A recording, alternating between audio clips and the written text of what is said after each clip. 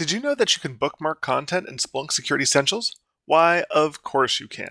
You can see here we're looking at the security content page on Security Essentials, and if you're really quick to see, you may note that I've already bookmarked a couple pieces of content. Basic brute force detection, endpoint uncleaned malware detection, and some basic Tor detection.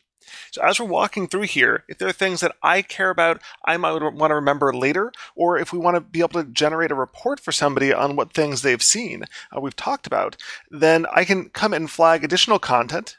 Doing so is easy. I just click the bookmark in the upper right-hand corner of any of these and say, oh, I care about this new detection from Security Essentials 2.2 around flight risk web browsing, or maybe somebody who's doing a large web upload.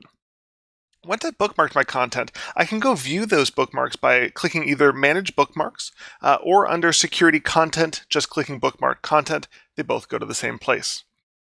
We can get a list of all the different content that we have, and you can even see some of the content I had previously bookmarked has a status assigned to it, such as access to in-scope unencrypted resources, needs some tuning before it's really good to go.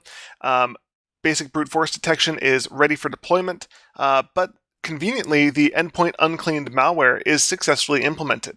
We can change the status on any of them at any point in time to say some of them are awaiting data, ready for deployment, maybe we're just having some issues with another piece of content.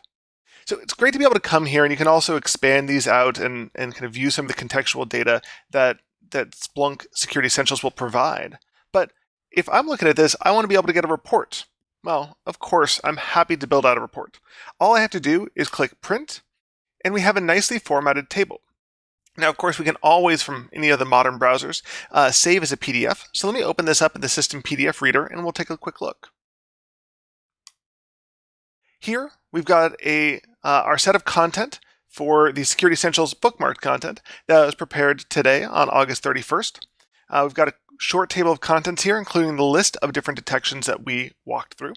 And I can scroll down and I can see some of those same metrics around the status of each of how many use cases we have in development versus having issues. So I can use that to track status if I want to have a really, really lightweight status tracking. I can also see the data sources that are required and the use cases that will feed those data sources and how many different actual examples do we have. So we've got security monitoring and a short description of what security monitoring is and what compliance is and how does security monitoring differ from advanced threats. So this is a report that can be read by many different types of people. And then we have a list per data source of what actual detections we were looking at, what actual detections we were interested in. Notably, this can include both those things in Security Essentials and content that comes from ES, ESCU, UBA, or Splunk Professional Services. Beneath that, we'll walk through everything that Security Essentials knows about each one of these different use cases, including how do you implement it, the known false positives, how do you actually respond to it when it fires, and then the SPL that will fuel this, both for the demo data, live data, and where appropriate, the accelerated data, with that line-by-line SPL that'll actually give you a sense of what we're thinking and what the rationale of the query is. Obviously, these reports can be very long and very thorough. In fact, you can the report showing all of the content that's new in Splunk Security Essentials 2.2, I believe, is over 75 pages long because we added so much new content.